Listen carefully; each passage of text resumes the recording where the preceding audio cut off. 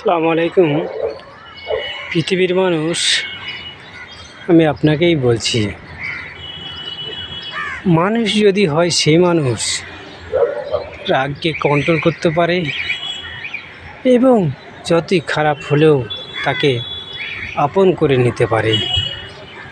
মা তো সেই মা জন্ম দেওয়ার পরে, সুস্থ থাকার পরে বৃদ্ধা হয়ে যায়, তখন সেই মাকে যে আপন করতে পারে সেই তো হচ্ছে মানুষের মানুষ। বাবা তো সেই বাধা, সেই বাবা জন্ম দেওয়ার পরে, পৃথিবীতে দেখার পরে, কষ্ট অনুভব করে মানুষ করে বৃদ্ধা হয়ে যাওয়ার পরে ছেলে বাবাকে দেখবে, সেটাই তো প্রতিকারী ভালো ছেলে। ছেলে তো সেই ছেলেই দুঃখ কষ্ট নিয়ে, সকল মানুষের দুঃখ কষ্ট বেদনা যন্ত্রণা বুকে নিয়ে তাকে ভালোবাসা দিয়ে 10 দিন বেঁচে থাকলে তার ভালোবাসায় সে 20 দিন বেঁচে থাকবে, সেটাই তো ছেলে। আর সেই ছেলেকে যে বাধা দেবে সেটাই তো কুলাঙ্গার মেয়ে ছেলে।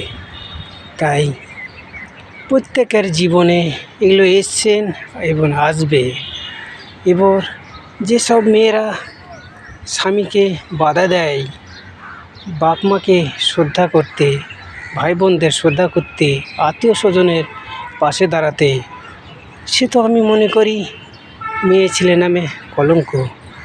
তাই তুমি ভেবে নিও না আমি এদেরকে সরিয়ে রেখে স্বামীকে সুখে রাখিয়ে আমি জান্নাতে যাব এবং তুমি নাম কিনবো।